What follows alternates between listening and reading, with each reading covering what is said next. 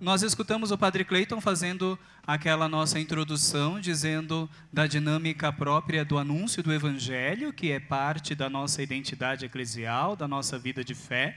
Depois as meninas, a Tina e a Regina, nos falaram da sociedade atual e do mal do individualismo que toca a todos nós somos fruto da nossa história, então é impossível que nós não sejamos também tocados por essa expressão. E o terceiro momento de reflexão, segundo o nosso documento, vai nos recordar aquilo que não muda.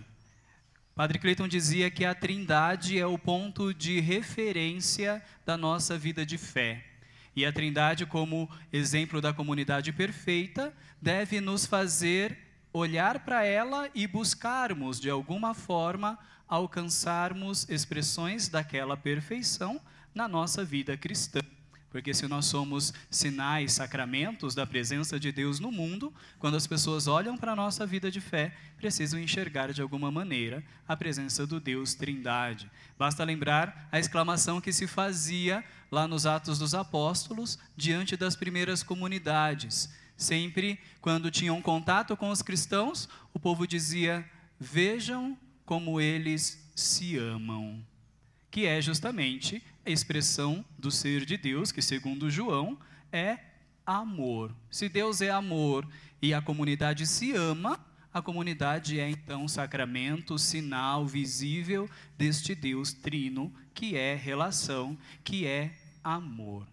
Só que se a gente olha a Trindade, dinâmica de comunhão, de relação, de diferentes que se tornam unidos e não uniformes. E a gente olha o contexto social da urbanidade que às vezes nos fecha nos nossos mundinhos particulares e na nossa individualidade, nós temos caminhos inversos. O processo evangelizador, o processo missionário da igreja, a expressão da nossa fé, precisa buscar então recorrer àquilo que se mantém dentro da dinâmica própria do ser de Deus. Por isso, um olhar de discípulo, um olhar de missionário, olhar para essa realidade não com pessimismo de quem fala está tudo perdido, está cada um por si, Deus por todos, cada um no seu quadrado. Já passou essa época, né? Mas ainda continuamos a viver assim, cada um no seu quadrado.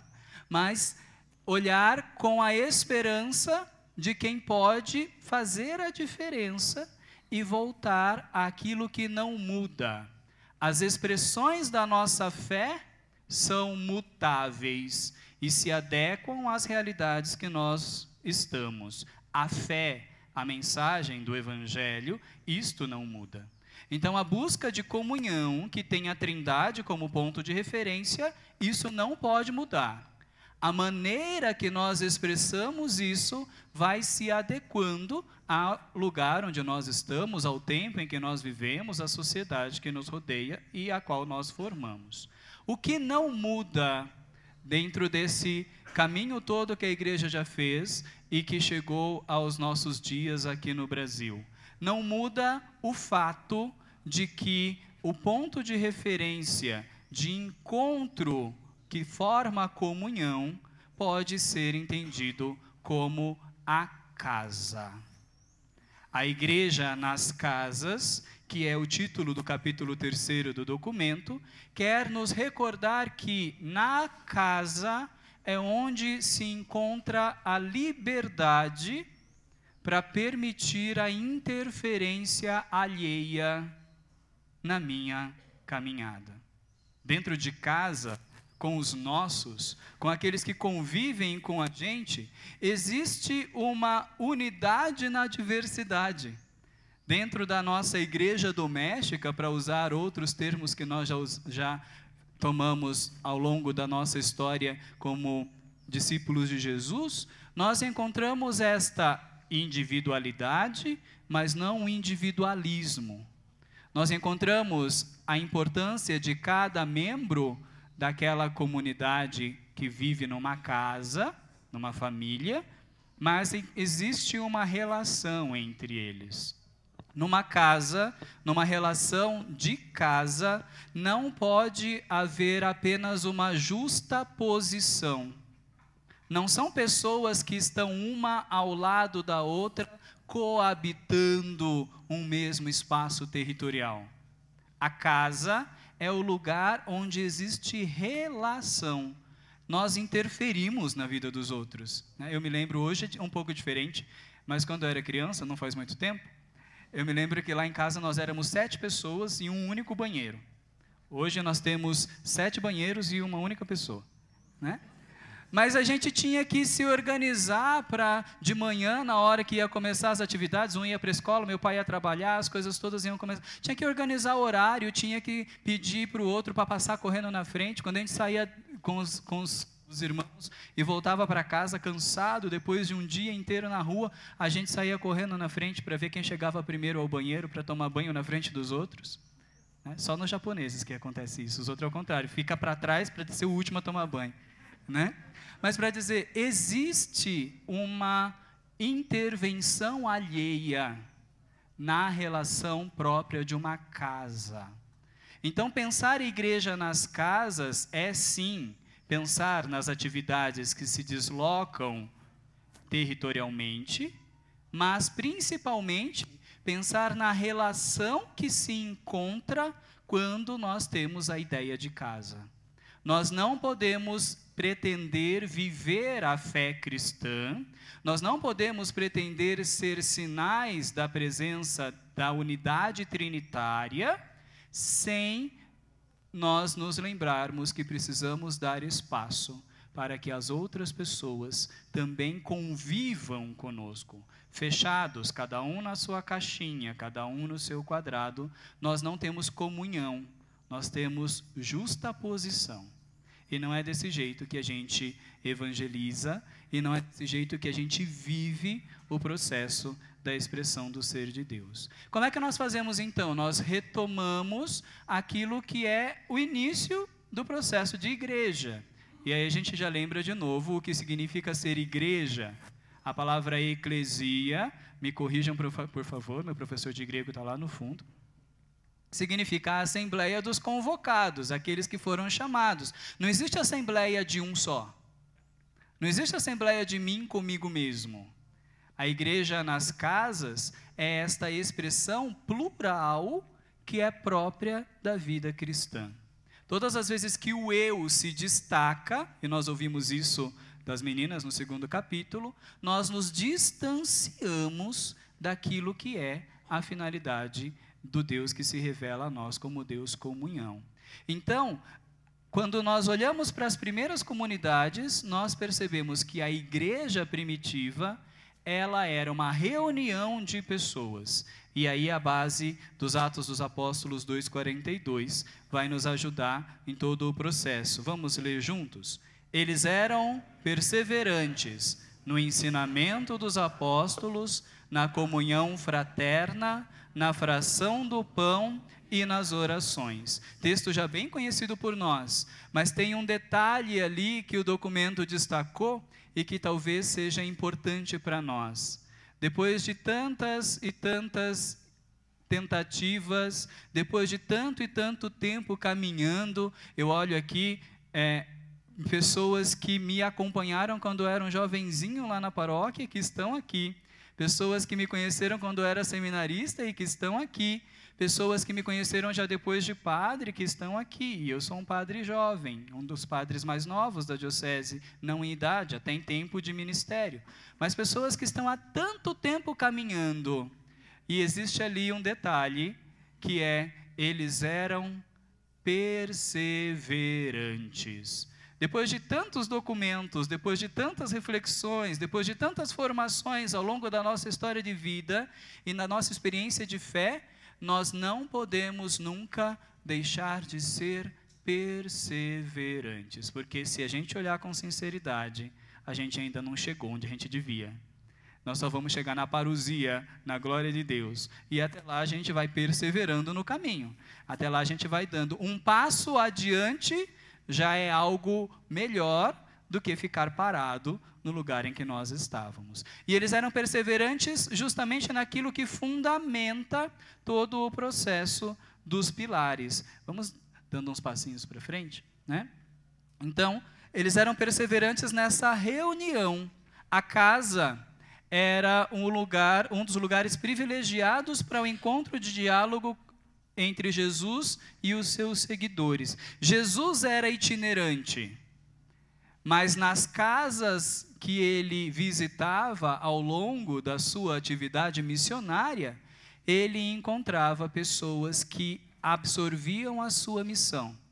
Então, a itinerância era própria do Senhor, mas a estabilidade dentro das relações pessoais era a estabilidade da comunhão que se formava a partir do contato com o Senhor. Então, nas casas, nas pequenas comunidades, é que se fazia a experiência de verdadeira comunhão. Nas pequenas comunidades é que se tinha este contato com a mensagem do Evangelho que Jesus trazia. Os discípulos se reuniam comunitariamente em casas particulares. O pequeno grupo escutava a palavra e respondia pela vivência da comunhão e da missão. Então, Jesus visitava algumas casas, mas nas casas que Jesus visitava, nunca se encontrava só os habitantes daquele lar.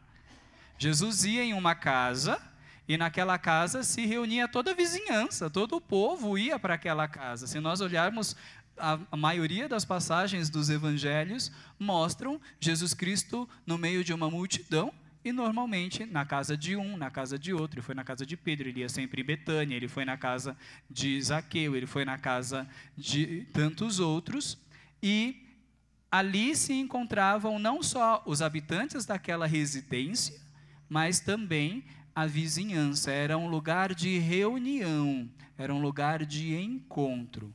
E ali eles se colocavam em torno de Jesus Cristo, que é a própria palavra.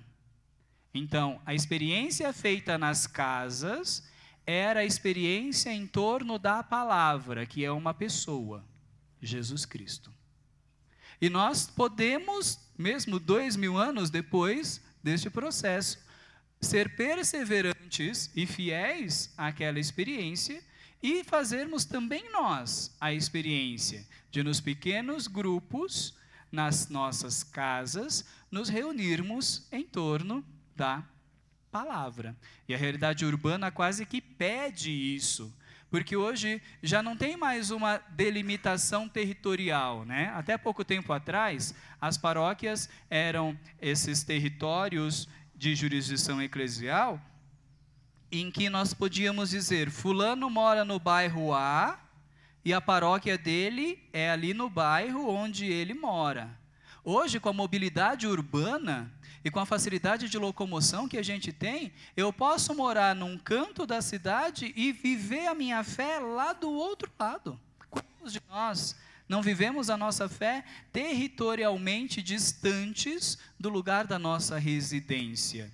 Mas existe um lugar de encontro, mesmo que não seja a minha residência, existe um encontro de pessoas. E as pequenas comunidades são este aglomerado que não está apenas justaposto, não está apenas colocado um ao lado do outro, mas é um grupo de pessoas que se reúnem em torno de uma pessoa maior, que é Jesus Cristo, a palavra. E a partir do momento em que eles se encontravam em torno da palavra, eles criavam relação entre si e se tornavam naturalmente missionários, se tornavam naturalmente propagadores dessa experiência. Porque é assim na nossa vida, né? Porque a gente faz experiência positiva, a gente leva para os outros. Nós esperamos que a experiência de hoje esteja sendo positiva e que vocês levem para os outros depois que nós terminarmos todo o nosso esforço desse dia. Nós estamos só na segunda etapa da elaboração do documento da nossa diocese. Nós temos ainda mais 6 etapas depois dessa.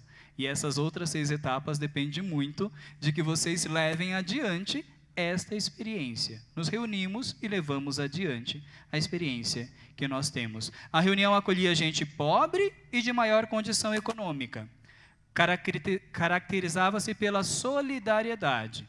E um exemplo dessas casas é a casa de Priscila e Áquila, que nós encontramos lá na primeira carta aos Coríntios. Eles eram gente abastada, mas eles acolhiam toda a comunidade. E aí a gente podia ler aquele pedacinho do trecho que tem, acho que está no próximo slide, Padre, né?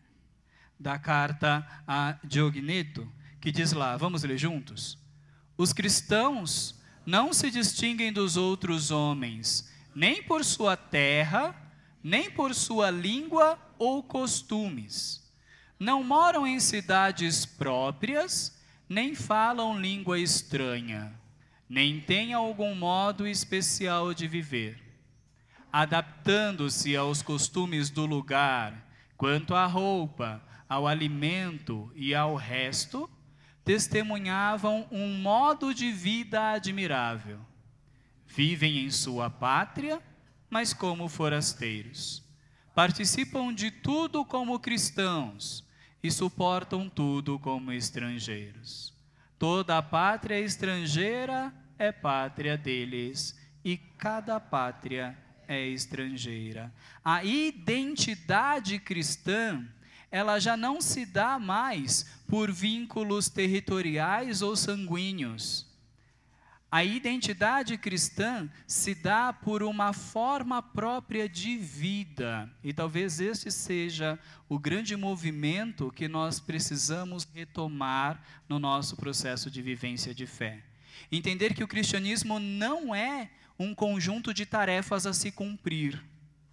Entender que o cristianismo não é um monte de coisas que nós fazemos, mas o cristianismo é expressão do que nós somos.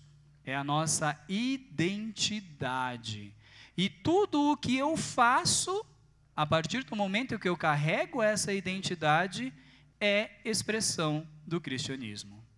Em qualquer lugar que eu estiver, em qualquer situação que eu me encontrar, independentemente de quem é a minha companhia, todas as minhas ações são ações de discípulos de Jesus.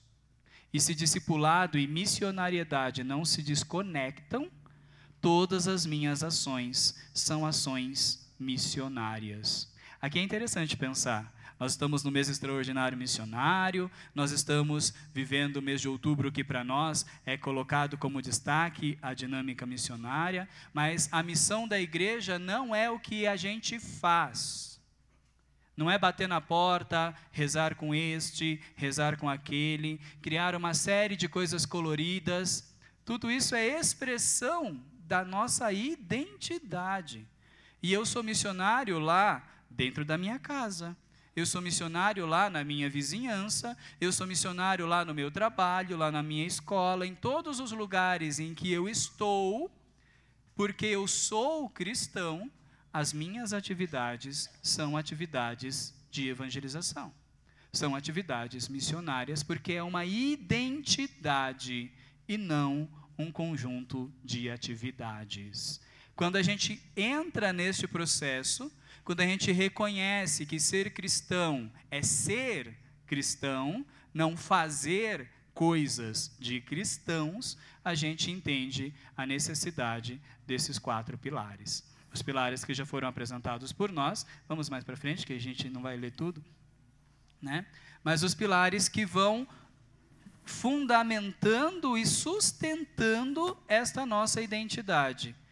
O cristão é aquele que se reúne em pequenas comunidades, onde as pessoas se conhecem, onde as pessoas sabem quais são as dificuldades uns dos outros, onde as pessoas se colocam em torno da palavra. Então, o primeiro pilar é o pilar da palavra.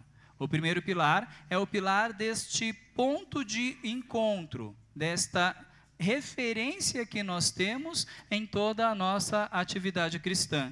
E se nós lembrarmos o texto que está nos ajudando, de Atos 2,42, eles eram perseverantes em ouvir o ensinamento dos apóstolos. Onde que está registrado o ensinamento dos apóstolos? Na Sagrada Escritura. Então, colocarmos-nos diante da Sagrada Escritura é um exercício imprescindível se nós queremos erguer na construção da nossa atividade evangelizadora o pilar que sustenta esta casa, que é o pilar da palavra.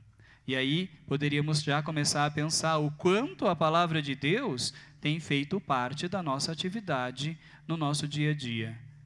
O quanto a palavra de Deus está sendo absorvida por nós. Porque não aqui na nossa diocese, mas às vezes lá na Capadócia, a gente encontra grupos que vão se fechando nessas pequenas comunidades e que não conseguem criar comunhão. Então, as pequenas comunidades, elas são parte de um grande corpo. Não basta apenas dizer que nós vivemos em pequenas comunidades, é verdade. As pequenas comunidades em torno da palavra, elas vão fortalecendo este vínculo entre aquelas pessoas. Só que as pequenas comunidades são parte integrante de uma outra grande comunidade, que é a igreja. Acho que no próximo slide tem uma figura interessante, mais para frente tem um desenho. Mais um. Bom, não achei o desenho, mas enfim, né? O desenho é o seguinte, tem várias pequenas comunidades em torno da palavra, e depois no centro tem uma grande comunidade formada por todas essas em torno da celebração da Eucaristia. Vai estar no segundo pilar, acabei de me lembrar. Então, as pequenas comunidades não podem se fechar em si. Elas se colocam em torno da palavra, mas a palavra não é tudo. A palavra se fez carne e se fez pão, para poder orientar a nossa atividade missionária como igreja de Jesus Cristo. Uma casa não se sustenta com um único pilar. A palavra é imprescindível, sem ela todo o resto parece perder o seu sentido, mas nós não podemos nos fechar em torno da palavra. Por isso, o segundo pilar é o pilar do pão. Se o pilar da palavra fala da iniciação à vida cristã, e aqui é interessante pensar nisso, a iniciação à vida cristã, não iniciação cristã. Porque o ponto final não é a recepção do sacramento. O ponto final é uma vida totalmente voltada a testemunhar o mistério do Deus Trindade, que se revela em Jesus Cristo. Então, a palavra ela é o ponto de referência da vida cristã, e não de uma formação de um curso, que no final do curso eu recebo o sacramento como diploma. Quanto a palavra tem feito parte da nossa atividade missionária, nas nossas tantas pastorais, movimentos, associações. Às vezes a gente, sejamos sinceros, eu digo a partir de mim, às vezes a gente lê o texto daquele dia para dizer que a gente colocou a palavra presente naquele nosso encontro, mas trazer de verdade o que daquele texto pode ser colocado, vivido, vivenciado na nossa atividade, é difícil fazer esse movimento de transformar aquele texto em vida comunitária. É assim que nós precisamos aprender a lidar com o pilar da palavra. A palavra não é só um texto lido nas nossas atividades, porque nas nossas atividades nós sempre lemos a Sagrada Escritura. A palavra é um texto vivido nas nossas atividades. Aquilo que nós vemos na palavra, nós precisamos enxergar na nossa atividade cristã. Vejam como eles se amam. Era a exclamação diante das primeiras comunidades cristãs. Vejam como eles se amam. Deve ser a exclamação diante das nossas pequenas comunidades, que se reúnem na grande comunidade e que iniciam o segundo processo. Então, se de um lado eu tenho a palavra como referência, do outro lado eu tenho a liturgia e a espiritualidade como um outro pilar, o pilar do pão. Porque aquilo que eu aprendo, apreendo e assumo como identidade, se torna, do outro lado, aquilo que eu celebro, aquilo que eu vivencio, aquilo que eu testemunho.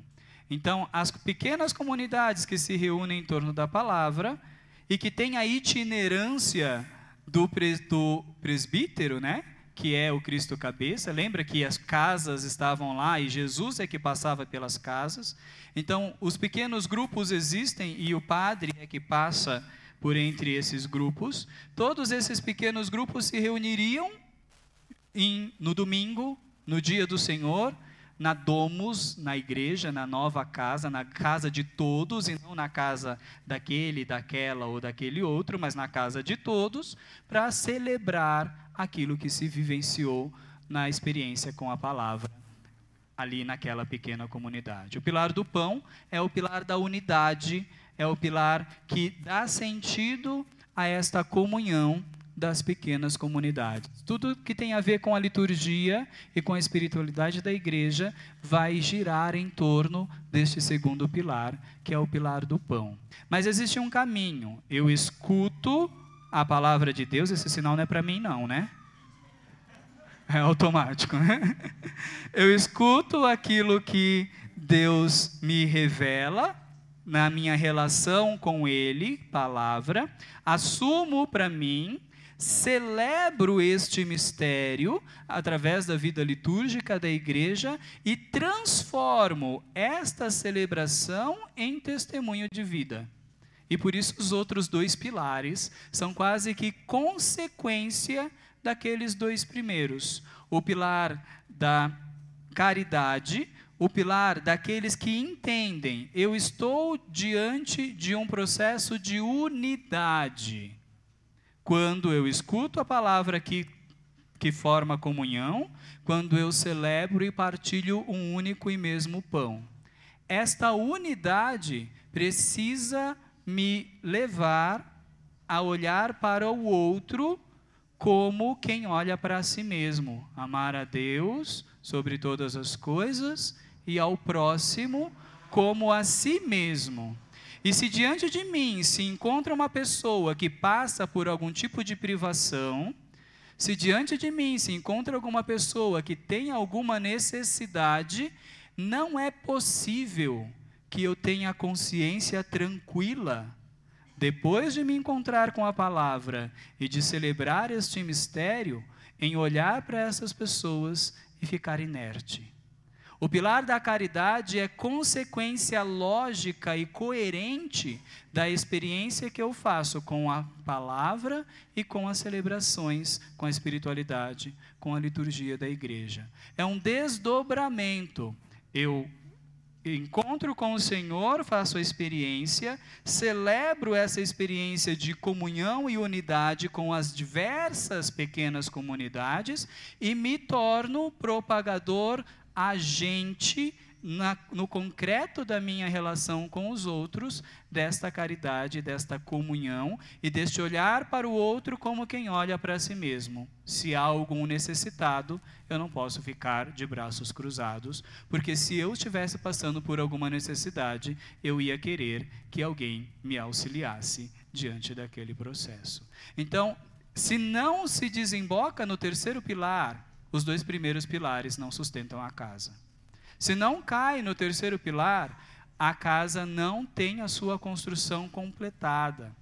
As três primeiras movimentações, elas são uma consequência da outra. E quando nós juntamos esses três movimentos, essas três experiências, consequentemente nós nos tornamos missionários. Porque as pessoas vão olhar para nós e vão exclamar, do mesmo jeito que exclamavam com as primeiras comunidades: vejam como eles se amam. O quarto pilar, então, que é o pilar da missão, que ajuda a sustentar em pé esta casa, ele é um pilar que não somente está ali para criar o sustento, porque nós temos tantas e tantas coisas que têm 3 pés e ficam em pé, que ficam bem apoiadas, mas o quarto pilar, ele está lá para mostrar que a identidade que eu assumi lá no encontro com Cristo é não a identidade de quem segue, mas é a identidade de quem segue e que testemunha aquele encontro. Discipulado e missionariedade são, na verdade, a mesma identidade. O quarto pilar é o que fecha, que une este processo para que nós entremos em relação com a Trindade. Eu devia ter trazido o ícone da Trindade do Rublev, mas eu acho que todos nós conhecemos bem aquele ícone que tem 3 anjos que representam a Santíssima Trindade. Eles estão em torno de uma mesa quadrada, com 4 lados. O 4º pilar é quase que para fechar este processo e dizer: o Pai, o Filho e o Espírito estão em comunhão entre si. E o 4º lado desta mesa é o lado da igreja. É o lado que nós nos colocamos para que nós participemos da comunhão da Trindade. Para que nós estejamos também inseridos naquele mistério que é o fundamento da nossa fé. Por isso, toda a nossa caminhada é uma caminhada que vai desembocar lá na Santíssima Trindade, e é isso que nós temos lá no finalzinho da página 6. Vamos ler juntos. A igreja é peregrina e atua na sociedade como sacramento universal de salvação, com rumo escatológico para a casa do Pai. Suscita assim a esperança de vencer a morte. O reino de Deus germina em meio ao mundo tumultuado, até o triunfo do amor de Cristo sobre os mecanismos de morte. Os cristãos são testemunhas de Cristo ressuscitado no mundo carente de sentido e de ética. Então, depois da experiência que nós fazemos, nós precisamos permitir ou propiciar, melhor dizendo, que outras pessoas também façam a mesma experiência. Por isso, uma vez que nós entramos em relação com a Trindade, a dinâmica missionária é quase que consequência obrigatória dentro desse nosso processo e fecha o ciclo. Me identifico no encontro com Cristo, celebro este encontro no encontro com os irmãos, saio deste encontro e transformo a celebração em vida, e a minha vida é anúncio daquele encontro que chama outras pessoas a entrarem no mesmo processo que eu, que é o processo de unidade com o mistério do Deus uno e trino. No meio da nossa diferença, no meio da nossa diversidade, entramos em comunhão com Deus Trindade. Fica claro? Nós vamos então depois refletir sobre essas coisas todas, né? E aí nós temos lá no capítulo, na página 7, as perguntas que norteiam este nosso processo de reflexão, né? Então, em nossas comunidades, aqui para a gente se perguntar com sinceridade depois, lá na paróquia, no terceiro momento, né? Em nossas comunidades, há atividades de comunhão e oração que se realizam nas casas? Quais, né? Depois, qual a relação entre a Eucaristia, a celebração, a vida sacramental que a gente reza toda semana, e a vida em comunidade? O quanto a minha comunidade é expressão daquilo que se faz em torno do altar, ou o que se faz no altar fica no altar e depois a minha vida cristã é outra coisa diferente. O quanto existe essa relação lá na minha realidade, o passo 3, a etapa 3 do nosso processo. Como a palavra de Deus é utilizada nas atividades de nossa comunidade eclesial? É só uma leitura? É referência? É um versículo que norteia todo o resto? Porque vocês viram que a gente fala tudo isso em torno de um versículo só? Vale mais pegar um versículo e colocá-lo em prática dentro da comunidade, sem tirar do seu contexto, né? Falar aquilo que é próprio do ensinamento, do que ler o Evangelho todo dia e não ter nada de conexão entre a minha atividade e aquilo que o texto está dizendo. Então, como a palavra é utilizada nas nossas atividades, e por último, a liturgia que celebramos, aquilo que fazemos em torno do altar, a liturgia está ligada com a nossa vida ou é algo distante da nossa realidade? Então, perguntas que vão nos ajudar lá na frente. E vamos então dando continuidade, pensando nesses 4 pilares que são essenciais para a nossa caminhada como igreja no Brasil e aqui na nossa diocese. Com um olhar otimista, não somente como quem olha para tudo isso e cansa, mas os discípulos eram perseverantes, e nós também não vamos desistir. Nós seremos perseverantes até conseguirmos fazer isso acontecer na nossa história, aqui na nossa diocese. Deus abençoe vocês, vamos seguindo. Salve de palmas.